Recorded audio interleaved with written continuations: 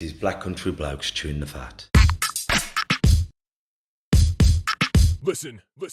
I've been hearing a lot lately about men don't talk, but in my experience, men do talk, just people aren't listening. So it's going to be me and a group of blokes discussing our struggles and victories through life. Warning, there may be some bad language, so apologies to all the moms, especially my own. Let's get going. Listen. Yeah, this is the Black Country Blokes chewing the fat about everything it is mental health, disability, and life in general. Here with me, Kev Dillon, and my partner in crime, as always, Lee Cadman. Now, this week is Children's Mental Health Week. We just found out ourselves, haven't we, Lee? Yeah. Prepared as always. Well, is it a mental health podcast we do, Kev? Right, just with one of the kids doing a one-to-one, and he said, Mental Health Week. Well, no, it's Health Week next week, because no. We've been doing all about mental health this week. Well, no, in that case. On the ball with the kids as usual. Oh, yeah, I'm down with the kids. But before we get into that, we'll get into our gratitude list. Now, we had a great weekend. We were on tour, the Lions Boxing Club. We were on tour up North Brimlington, up York's Way. There's me, my dad, Simon Wilson, one of my coaches, and his son, William Wilson, in the pre-quarters. So had a lovely B&B, and it was a nice bonding experience. We didn't get the win. I thought we'd won, boxed well, we scored the better shots, but it's not about blame, it's not about being bitter. We weren't robbed. I thought we got the decision, we didn't. It's changing narrative, what we can do better. And the young lad, I've had him since 6, he's 16 now. He's taking it in his stride, he's getting better and better. But I'm grateful for the bonding experience of being up there. And it was a great weekend. I'm also grateful one of my boxers, Osman Mohammed, has got on to England, Great Britain's emerging talent. So we've got emerging talent, podium potential, and podium. So he's on the bottom ladder, but we're on the ladder. First ever boxer through the Lions Boxing Club to get on to GB. So hard work, dedication, setbacks, failure, it's all paid off to get to where we are now. So I'm very grateful for the journey I've helped him be on and where he's going to now. He's off to Germany next week. He'll do a week in Germany, do some training, box, and then his ABA starts in March. So what a wonderful thing. He's in Express and Star tomorrow. So once again, grateful for Matt, who does all our write-ups in Express and Star. What are you grateful for, old pal? Well, first off, I'm going to start by saying evening, Steve Ansell, a long-time listener. Thanks for tuning in again, mate. And, hope you're well. What am I grateful for? Oh, trick question, Kevin. I didn't see this question coming. Why do we always not think about this before I come on? So what am I grateful for this week? You know what? It's my eldest, Lily's, birthday tomorrow, and Nikki's on Thursday, my wife's. So I'm grateful that we're going to eat some good food and spend time with them. I'm preempting my gratefulness. Sorry, Steve just put motorbikes as well. I am grateful for motorbikes, although in this weather, probably not a good idea getting out on one. It's grateful having a family, isn't it? Yeah. It's, that's what I meant to say. We're all well and happy and at the moment. And the last few days at the club, I've had quite a few people call up and saying about how they've lost their children and babies have died and kids have died. And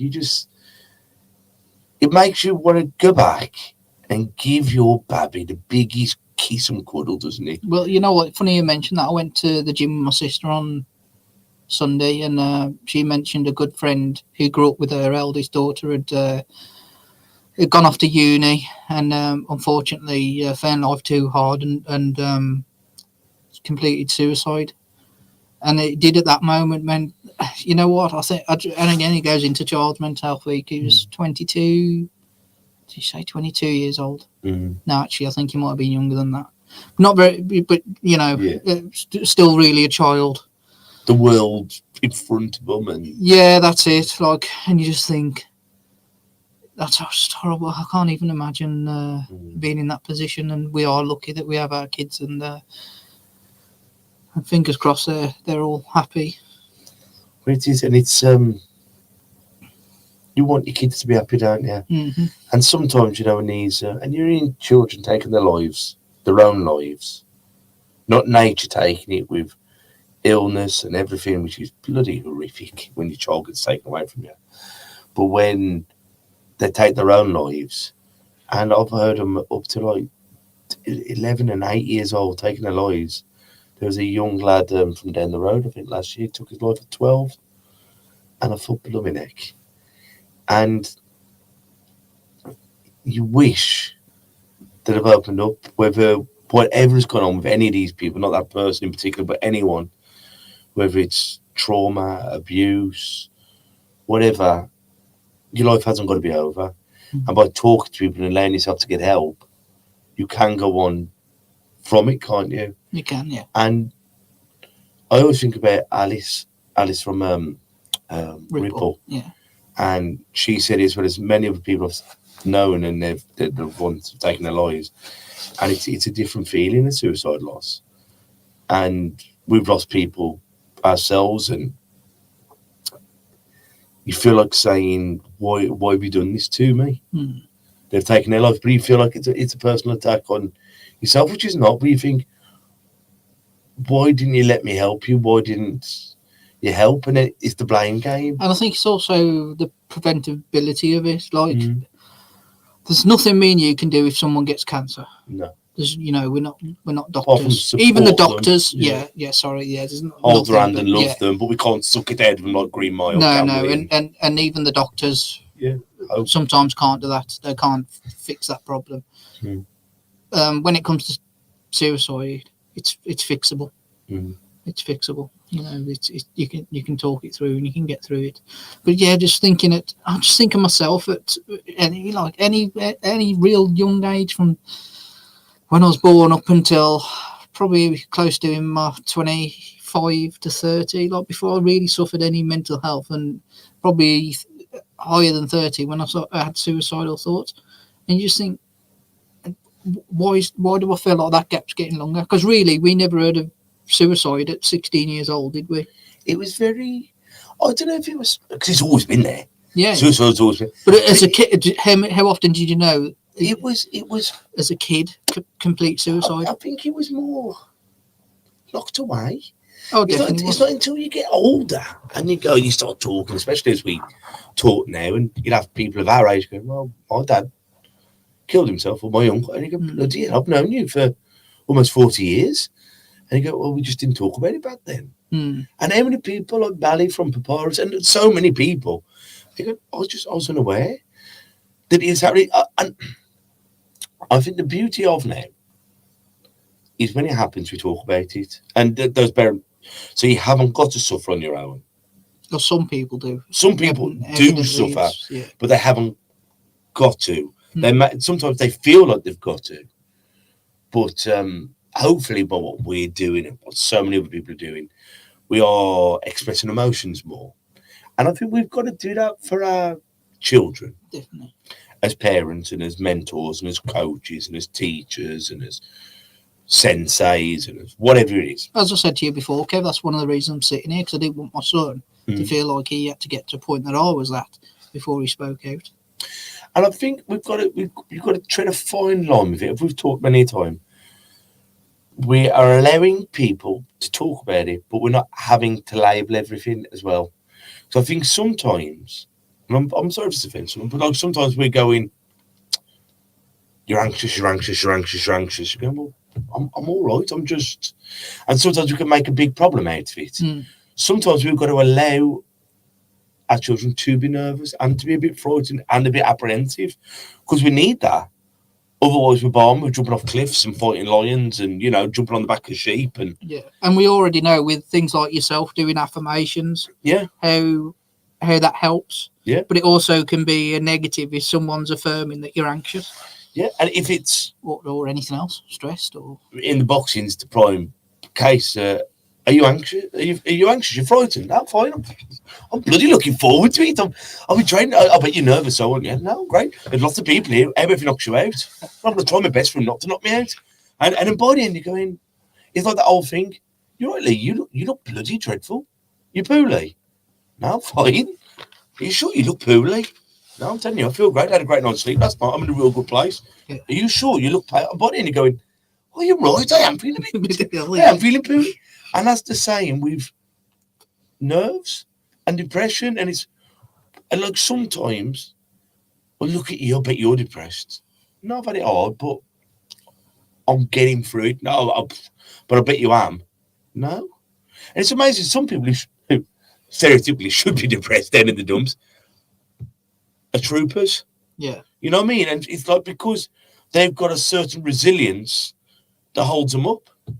I talked to someone the other day and he lost his dad young. And he said that's the worst pain he could ever have had. And then he lost his son.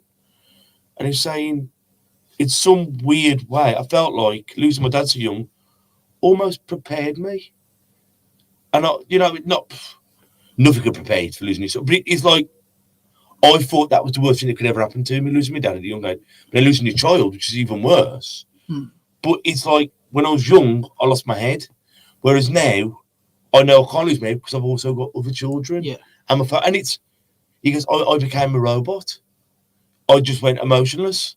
But it's because you had something to compare it to before, it almost gives you a skill factor in a sense. And it's lessons you never want to learn, isn't it?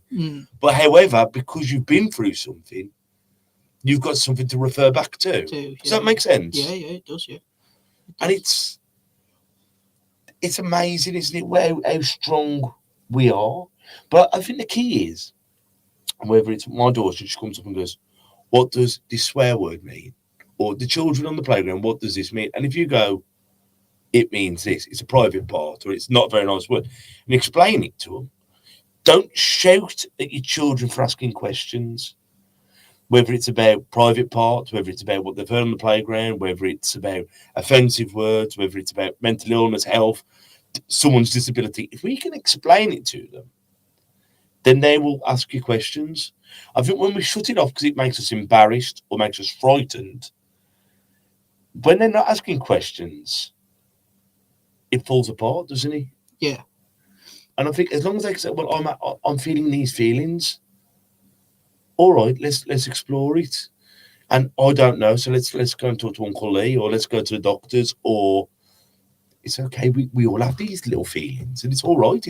It's natural. Or that word's don't say it around your teacher, but it means this. You know what I mean? Let's allow and ask questions, and that's how we beat ignorance, isn't it? You say you take the power out of it as well, isn't it? The words. Yeah. If they understand what it is. But how do I stop being ignorant? I have to ask questions. Yeah. If I don't ask questions, then I remain ignorant. And sometimes with emotions, and we've had a lot of people on this show over almost 4 years now, we've been doing this, from the LGBTQ to abuse to addiction to everything happens everywhere. And if everything happens everywhere, then everything happens to everybody. That means you've always got something in common. And it's about saying whether you feel different in your sexuality, whether you feel different because you've been through trauma, but when you can start talking about it, and then you find out there are other people out there, you're not so lonely. And then you can explore those feelings, or you can say, well, I'm not a weirdo, I just feel like this. And that kind of helps you. What I've seen through my own journey and by talking to wonderful people on here, I'm thinking, wow, you haven't got to feel odd. You haven't got to feel... And I think, once again, with the world at the moment, realising we're all the same, but we're also all different.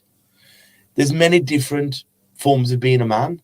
There's someone who's masculine. There's someone who's effeminate. There's someone who's big. There's someone who's short. And the old saying, it takes everyone for the world to work. It's good we're all different, otherwise it'd be boring. Yeah. And sometimes it's nice being that little bit different because that makes you that little bit more special. We're not all robots. We're not all built and designed the same. We've all got our own individual quirks. We've got our own little kinks and our own little flaws and our own little perfections, but that's what makes us perfect. But then it's also the things that unite us in being a human being. So embrace your differences, but embrace your similarities. Well, I think that definitely needs to be taught to children, doesn't it? So I think a lot of it, a lot of what happens now in school is very robotic. In like, you learn this and you learn it in this way, whether you whether you learn that way or not. You know, it's very one pace, one direction, one way of doing things, and it applies the same, doesn't it? Some people are going to do things different. Some people should do things different. Well, you're an idiot if you don't understand how I'm teaching you. Yeah. You go, hang on, boss. I'm all the idiot. You're a terrible teacher. Exactly. And we got people up here, and they're doing a BTEC in sport, and they're doing boxing. And they love boxing and helping doing the coaching. They're doing all this. And they go, oh, you've got to have a bout by next month, otherwise you failed. I went, who's that teacher to tell you you're going to have a bout? Boxing's not that easy. Mm-hmm. There's a safety issue. We don't just go, oh, well, you've got to have a bout. So, well, Lee's had 10, you've had none. But we need the bout. So, yeah, it was a medical issue. What if you know? America's bossed up and hurting. But these plonkers, and I said, you say to that teacher, are you? Because he doesn't conform. He's not a football player. We say to the teacher, because you're a foul footballer, doesn't mean you've got to put your woes on me. And sir, are you a football teacher or a sports teacher? Are you here to encourage me into getting sport, whether that sport is pole vaulting, garden bowls, jiu-jitsu, or football? Your job is to get me healthy and get me into a sport. Yeah. Once again, a failure of a man who does something like that. You know what I mean? Do you stop to consider the effects of your depression, anxiety, and whatever else on your daughter? In terms of what effect do you think it has on her? Like when I'm having a wobble? Yeah. Because obviously, I struggle with this. Do you hide it as best as you can? Or do you actually stop and explain it? I found it harder when I was in lockdown because my wife was upstairs working and I was locked in the house with her. And when I was having a wobble, I was locked in the house with this devil. But when you're having a wobble, yeah, you can't hide. You know, when she's at school, I'm up here, yeah, I know what you're saying. Or Kate's not at work, then I can go and have a lie down. I go, Daddy's not feeling very well. I'm having a bit of a wobble. I also I'll call it a wobble. I'm having a bit of a turn. Daddy doesn't feel very well. I've just got to go and have a lie down. Because, you know, children are aware of a lot of stuff. But at this time, when she's so young, I've explained my eyes thoroughly to her. You know, something she'll have to live with all her life. When I'm having an anxiety attack or having a wobble, I think that will come later when you can explain it better. Because a lot of the time, I'm still getting around what an anxiety attack is. We're sat here, three amigos, all having loves, watching a movie, and bosh, Mike Tyson's walked in, hit me on the nose, and I'm having a wobble. You know what I mean? If it was, we're getting on a roller coaster, Daddy doesn't like heights, Daddy doesn't, you can explain that. You can avoid that, you can be brave and take it on. But when you're in your home and you think, well, I don't really need to explain this to me daughter. So it's just, Daddy's having a wobble, but I'll be all right. Just not feeling very well. Did I explain it? Yeah. I just think, I think of my own situation, and you know, I've spent days really on the couch, not talking to anyone, not really doing anything, not exactly sitting there crying, anything like that. Just not really engaging with anything. And I often think now, well, how has that affected them, and how did that? Because you don't think of that at the time because you're too busy in that depression, aren't you? So you don't really think of it, but now it doesn't happen so often. I'm going, well, actually, how does that? And have I ever stopped and explained that to them that, you know, I wasn't being ignorant, rude. It wasn't like I didn't want you there. You know what I mean? I think they see it as Dad's not well. Yeah. Which it is it? I'm not well, physically well or mentally well. And I think they're aware that you're not well. You could be the flu, you could be whatever. Dad's not well. Yeah. So let's give him a bit of love. Let's give him a bit of. But I think what I'm getting at is I probably now should explain that. I think when they're at different ages, personally, but we all have had different things, isn't it? Yeah, my kids are older than yours. Yeah. So, but it's and they're aware of what we do here, aren't they? Yeah. You know what I mean? So that does open a gap more. More definitely. And then you can explain it a bit more. But I think it's like all the times it's explaining what you said. Yeah, but I also go, well, kind of like if you give too much information, again, if we are we putting that over onto them instead of it's a hard task, isn't it? But you also want them to understand it, because actually they're at ages where potentially, especially my eldest Lily, where she feels anxiety through what's happened with my youngest Calla. She feels that anxiety and that, and really when you can stop, explain that you go through it, that can only help, because that's what we're doing here. Well, that, as you said, is when they start doing, and you have got a different circumstance to a lot of people, very similar to a lot of people, a lot of our listeners, but different. But when you can identify with that, and definitely she's a young girl as well, so she's having bouts of anxiety and feelings and puberty and all the words, you know what I mean? But then when you got the counterbalance of a younger sister, but when you can explain that, going, well, in whatever terminology I say, a wobble, but it's like you're having a situation. You know, I get on. You do, and I think sometimes when you have a role model, parent, whoever, and you say, I get them as I do up here at the club, and they go, you know, yeah, I have them, and sometimes I have to go and have a walk, or I have to go upstairs and get me. Yeah, and they go, bloody hell, I didn't realise, and that kind of helps it then. Yeah. But I'm not forcing my anxiety onto them. But what do you think?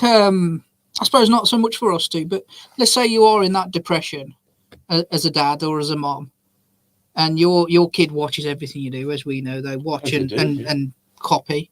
Now that kid might not be depressed or thing, but if he sees dad or mum sitting on the couch for 2 weeks, they start to copy that behaviour. Not necessarily that and that can lead to not being good. But at the time you're depressed, you're not, it's hard to say you're not focused. Yeah, that's it. Yeah, it's kind of hard to do it. So I think give it a word or give it something, because we all know our kids better than bloody somebody who walks in and tells you how to say it to your kids. Yeah, and even if it's just, I'm not well.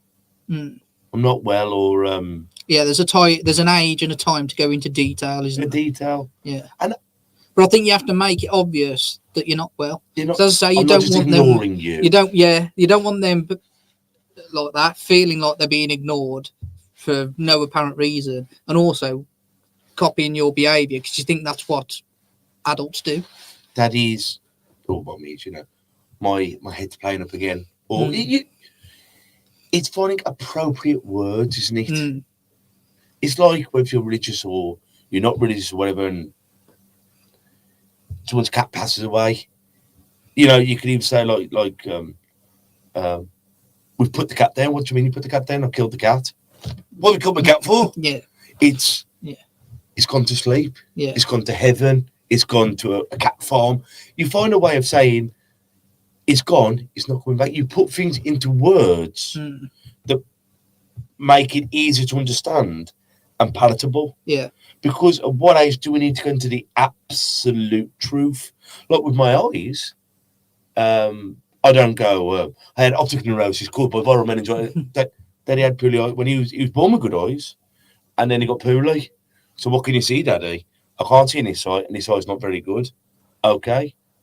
And then when we're walking, because my wife goes steps or there's a branch, then my daughter does he steps, Daddy, and and what she because as long as I'm alive, I'm gonna have bad eyes. Bad eyes, yeah. You know what I mean? So that is, it's a steps Daddy might fall down. It's a branch, and it's that she will learn to be with her, and it's something with your eyes. You cover an eye, you can you turn the lights off, or be careful. You can kind of have a grasp of it. Yeah, yeah. You know what I mean? People forget though. It's something physical, isn't it? It's something you can kind of. But me and blind Dave, I think we go, oh yeah, I know it feels to turn the lights off, and I walk around the house sometimes. I'm going, yeah, but you've got the option to turn the light back on. But at least they can have a kind of understanding of it. Yeah. Let's turn the light off in here and see if you can get to the sofa without kicking anything. But when it's an emotional thing, and I was talking to someone, I talked to a lot of people in our free classes up here, and it's amazing. Like today, we had like 4 lads here, completely different lifestyles, shapes, and so on. And we were all just sat there on the ring after a training, talking about bereavement of young people and talking about panic attacks and talking about. And I thought, bloody hell, where in the world would these people all talk? But it's an open forum, and people know you can talk emotional to us. And some people are just stood there nodding, other people are talking, and we were talking about it, saying like, we get these emotions like a panic attack, and I'll talk about this often. And me in my 20s, in me late teens or whatever, and I've always been open with this kind of stuff. But you go, well, what a load of nonsense. Pull yourself together, yourself thought, feeling a bit anxious, well, you don't know how it feels to me. But when you have had a wobble and you have had a panic attack and you honestly feel like you're going to die, or you wake up one day and you're just depressed and you go, but I'm winning. It's not like my dog's died, my mom's died, and I'm severely, severely sad. It's just depression has got you. There's no reason to particularly feel depressed, and you're just depressed. And having a wash is agony. Get up the stairs to brush your teeth, and you know your teeth smell, and you know you're smelly and crusty, and you just don't get washed. That's hard to explain to someone who hasn't been through it, because you're thinking, well, have a wash, you smelly good. Yeah. There you go, but it ain't that easy. How can it not be that simple? Well, yeah. Go and have a wash. Yeah. Have some pride in your bloody self. You go, but I can't get myself to that space. Or go out. Or an eating disorder. For God's sake, just eat. Why are you being funny? Mm. You go, but it's not that simple. Why do you keep cutting yourself? And all these things. And we feel like. Because if you actually explained it to a child, Yeah. in child's terms, it sounds bonkers, doesn't it? Yeah. It sounds bonkers to us, doesn't it, really? Yeah. Even though we've experienced it. You know what I mean? Why can't you get off that sofa and have a wash? Yeah. That's just really, stop and think about it. It's mad, isn't it? Yeah. And you can't even answer why, can you? Well, I'll slap the depression out of you, or I'll shout the depression out of you. When is that going to work? Mm. I'm depressed. I'm in a very low state. Shouting at me and roughing me up, I ain't going to do it, because now put fear in the emotion. Yeah, I'll just be lying here with a black eye. You put fear, even more guilt than I'm feeling now anyway. And you've just set fire to a bridge that I might have been able to walk across. Mm. If the bridge is there, I might come to you. I might brave enough come across and ask you for help, and you'll guide me back over to feeling better. But by shouting at me, degrading me, you've set fire to it. Now I'm here alone. Mm. One less bridge to get home on. So we have got to be patient. And I know it's hard, man. It's hard. And sometimes, as we've talked about many times on here, it's hard when you're the person in the funk. You're depressed, you're anxious, you're poorly, you're ill, you're disabled, you're mentally ill, you're mentally whatever. But when you're the person on the other side, it can be just as hard, can't it? Mm-hmm. When you're the carer, or you're the anxious parent, or you're the anxious partner, or you're the child of the person, and it's, what do I do? What do I do to make you better? Mm. And at the lowest level, that's at a high level. And sometimes, like, we talk with our partners, and you go like, "Are you depressed? What's up with you, Bab? What's up? I'm depressed. Is it me? Can I do anything?" And you go like, you're trying to be empathetic, and you're trying to make it better, but sometimes it's not you. Mm. They're just. I'd say the majority, isn't it, when it comes to depression and things like that? It's very rarely to do with anyone else. Yeah, it can be a toxic relationship, but Yeah. sometimes it's in the most loving relationship, Mm-hmm. and it's, you can't do anything. Why can't I do anything? Please let me make it better. Please let me make it. And it's, I'm on a journey. Just by you caring about me, once again, that bridge home. Mm. And when I'm ready, hopefully you can guide me across it. And if I do need help, if I do need support, if I do need a lie in, if I do need to go and have a lie down, if I do need to be smelly, I know you're here for me. And I think that's the greatest gift that we can give anyone, is knowing that I am here when you decide you want me. Mm-hmm. And I think that's anything we can do, isn't it, in that Yeah, situation? it is, yeah. And sometimes we go about it in the wrong way. We force ourselves onto it. Come on, come on, come on, let me, come on, come on. And you're going, allow me to ask for help. Allow me to get better. It's like with anything. For God's sake, stop smoking. Stop smoking. You'll die of cancer. It's costing you a fortune. Shouting at me ain't going to make me stop. You stop when you want to stop. You go to counselling when you want to go to counselling. And it's normally at rock bottom. it's that point when you're thinking, now's the time that I want to make a difference. So be aware of people, be it your children, be it your parents, be it whoever. Because sometimes we ask for help in different ways, don't we? Sometimes we'll put a post on Facebook, or sometimes we'll put something, and sometimes reading in between the lines and thinking, are you asking for help now? Are you reaching out, but you haven't necessarily got the courage to just blatantly say, you know what, Lee? Yeah, I need a lift. So, like I've done with you and you've done to me, sometimes you almost put the words in their mouth. Yeah. And sometimes they might go, you know what, it's Safkit, I'm all right. But you go, well, he's seen something, or maybe I have been subconsciously asking Kev or Lee or Derek for help. And then maybe I'm thinking, you know what, maybe I do. Yeah, so I've got a couple of comments. It kind of goes back on the conversation, one of them, but that's all right. So, Judy Bob Dylan, Mommy and Daddy Dylan, loving the new poster behind Lee. Yes. And how good was Happy Valley, Julie? That's what we should be talking about. I haven't watched it yet. You haven't watched it? No, well, Kez did, of course. So we do a spoiler. They all die. It was the milkman. That's it. Today, this is going back in the conversation a bit. Come shut Kev up long enough to actually get this one out. But Steve says teachers have so much responsibility when it comes to children's mental health. An unhappy teacher will create unhappy children. I think that's true of parents as well. You know, if you're slagging off, moaning about whatever all day long, your children pick up on that, and they have the same behaviours, don't they? I'm not saying go, you know, you've got to be positive all the time around your children, but you've certainly got to be wary that they don't put them into a negative mindset. I've told this story 100 times. We're at Black Country Museum and we're in a queue for the chip shop. And I was going, oh, bloody hell, look at this queue. Look at this queue. We're going to be in here for about an hour. And I stopped. I went, the only person who's ruining today is you. You with the two girls you love more than anything. You've got a pocket full, you've got money to buy the chips.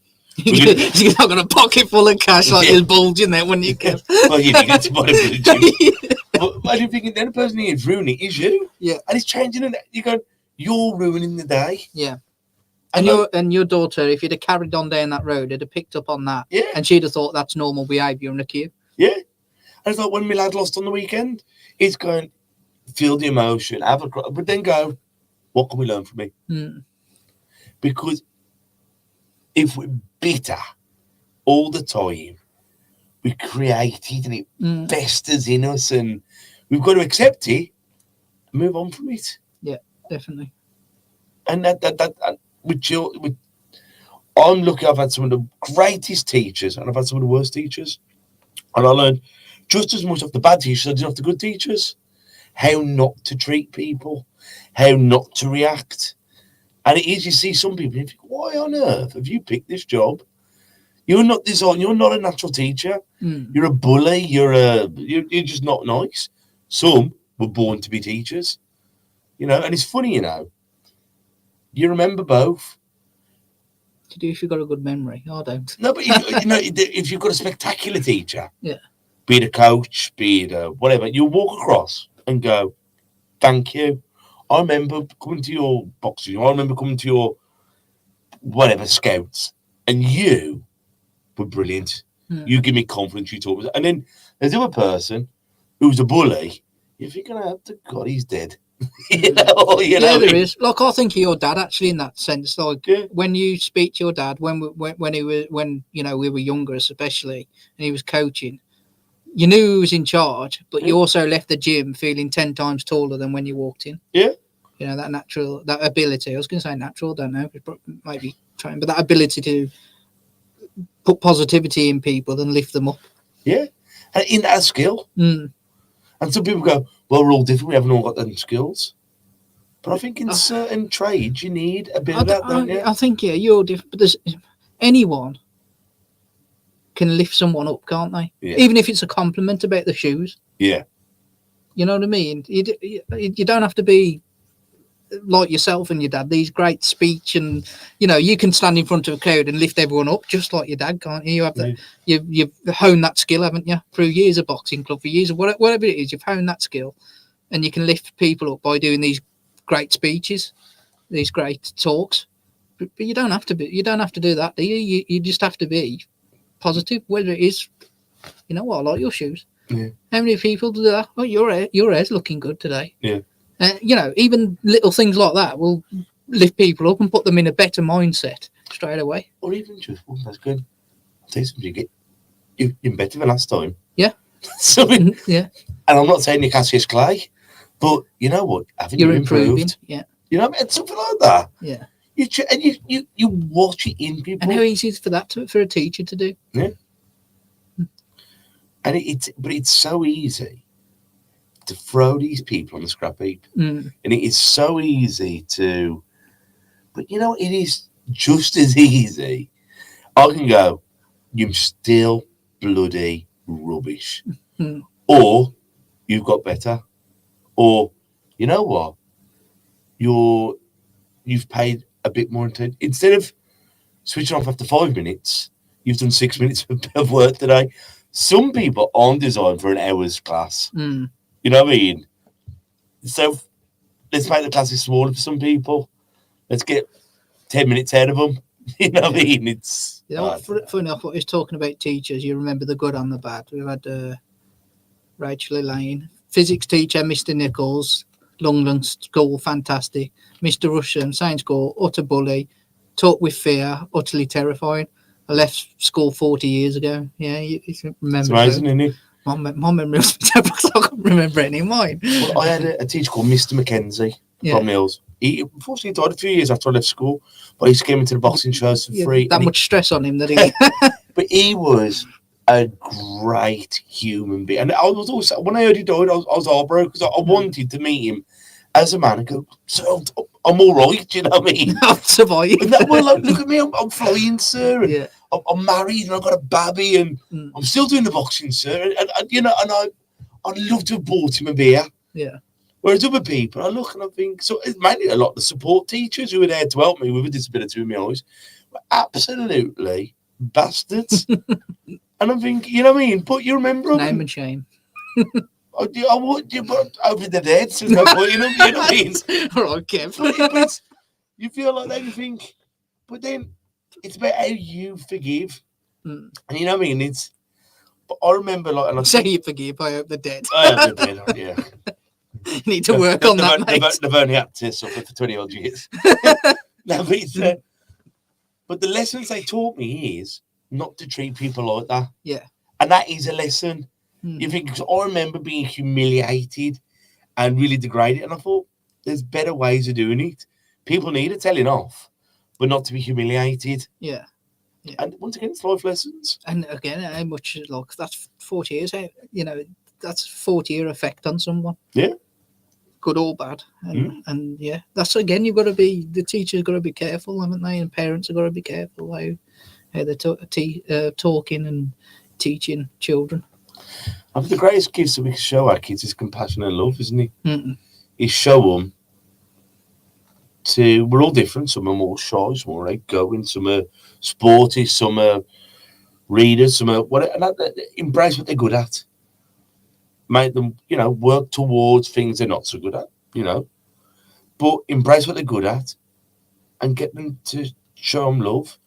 How many people I know and I said, my dad never told me he loved me, you know, and but I'm the opposite way. I'm, hey, you doing, bro? Love you loads, and God bless. And you know, tell people you haven't got to be as much as me, but allow people to realise, especially your nieces and nephews, especially children or whoever your partner, because every time they go, well, she or he, they know how I feel. They know how I feel, but you know, It's nice to hear it. it's nice to hear it. Like a thank you.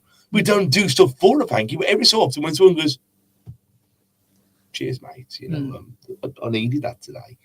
It goes a long way, doesn't it? Yeah. It hasn't got to be plaques and fireworks and OBEs, but just you know, I love you, or thank you for your time today. It goes a long way, doesn't it? Yeah, it does. Yeah. Gratitude, and what a great thing gratitude is for yourself, for others, and just putting it back out there into the universe, reminding yourself that I've actually got quite a lot to be grateful for. You know what I mean? And that's why I enjoy the gratitude list, and that's why it's become a part of my mental diet. Is reminding myself, like I told you the other day, I woke up and stumped my toe, and then my lessons cancelled, and then something else and something, and I went, oh, just about to go down that rabbit hole. I went, stop. Who cares? Never mind. Don't matter. And then I come up here and I talked to someone who had got real problems, and he said to me, he goes, thank you, your posts, and your little videos, and your little it really helps me. And I thought, I'm worried about God stumping my toe, losing this, losing that. And then this person has got genuine problems, and he's saying thank you to me for being positive. And I thought, it ain't all bad. In fact, most of the time, it's bloody pretty marvellous. Yeah. But it's how we look at it. Definitely.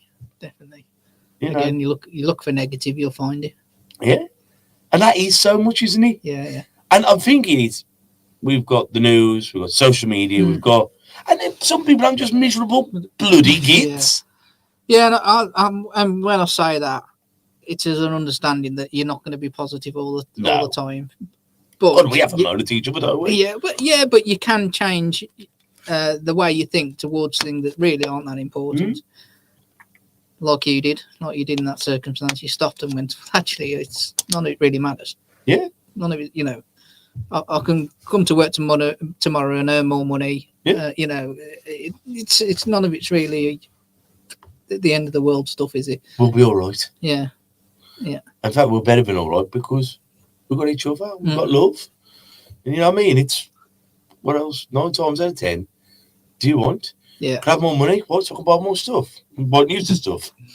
I'll still put the shoes on. They'll still be smelling. Yeah, that's it. I'll get some new aftershave. Oh, great. Yeah. There's only so much aftershave I can put on. And stuff's only stuff. A bit more won't hurt, Kev. Well, God eaters, wouldn't it? Eaters, that's right. You gotta go now because I'm sick of dithering. Well, next week we've got Vicky on. She's been on the radio, but she's never been onto the podcast. And she's going to be talking about, but she's a dietitian. So we're going to be talking about dietitian, healthy lifestyle. And she's a lovely woman, Vicky. I really enjoyed having her on the radio. Quotes. I heard one earlier. And I liked it. I thought I'd use it on today.